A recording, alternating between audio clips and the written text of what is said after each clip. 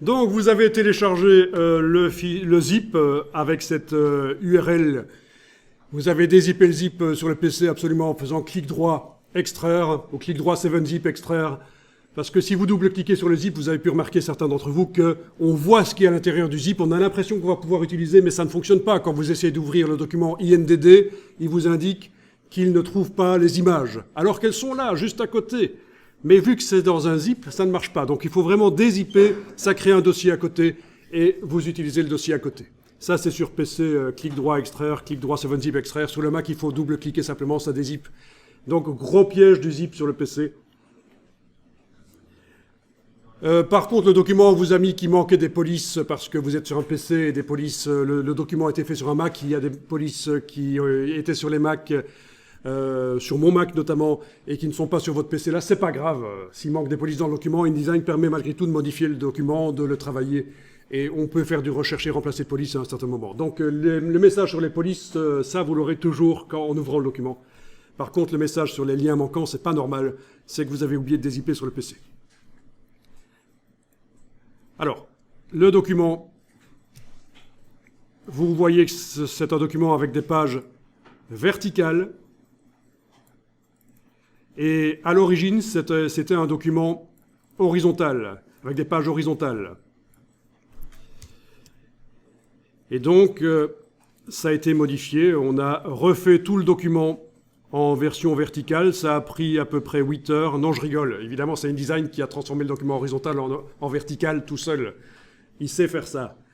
Alors, juste pour vous indiquer, parce que c'est vrai que c'est intéressant, vous auriez ce document-là et vous voulez, tiens, pas mal ce document, je peux partir de ça pour démarrer mon propre document, remplacer les images, remplacer les textes.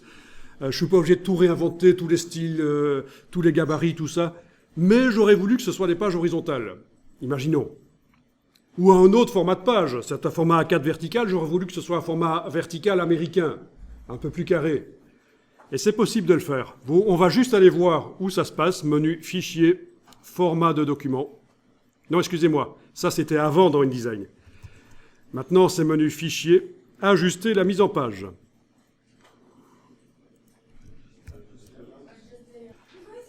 Alors, dans la boîte ici, vous avez une option à cocher. Voilà, ajuster automatiquement les marges d'ordre de modification de taille de la page. Voilà. Ceci doit être coché aussi, ajuster la taille des polices. On ne va pas cocher définir les limites de taille des polices parce qu'on ne veut pas limiter la réduction des polices à un certain corps. Ajuster le contenu verrouillé, c'est toujours bien de cocher parce qu'il y a du contenu verrouillé peut-être qui doit malgré tout être redimensionné. Et donc voilà, c'est là qu'on peut modifier les choses.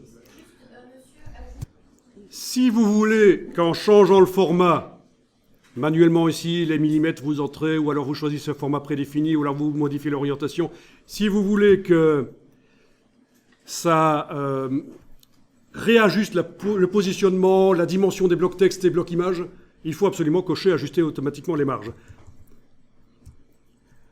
Alors, je vous montre ici, en affichage normal, que ce document a des marges.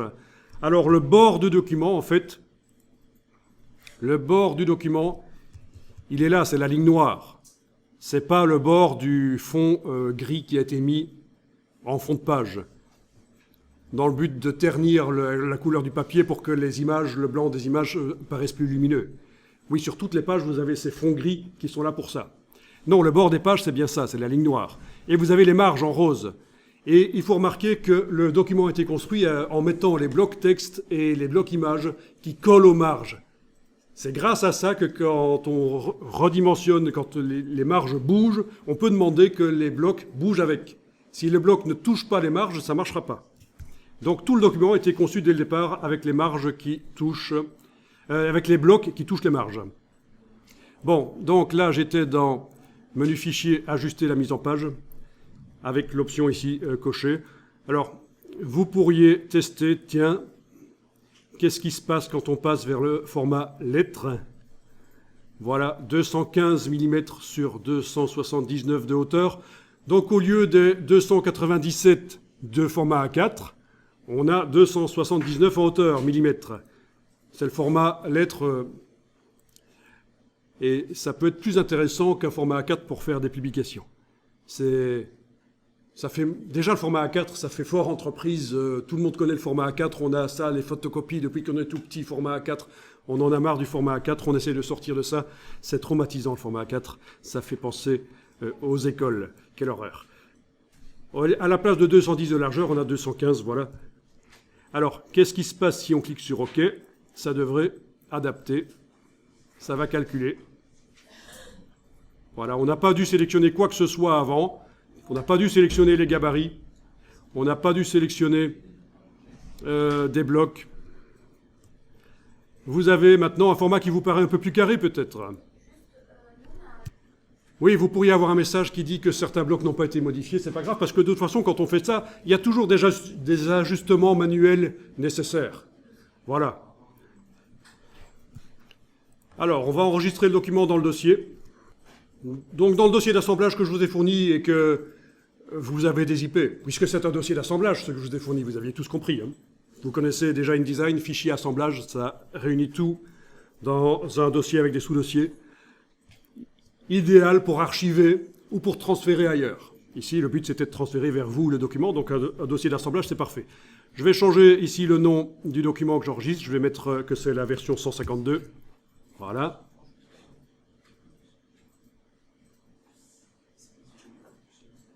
Alors, tout de suite après, je vais à nouveau enregistrer. Ça va être la version 153. Donc, je garde le 152 parce que je vais revenir dessus à un certain moment. C'est pour ça que c'est utile d'enregistrer d'abord une première fois 152, puis 153.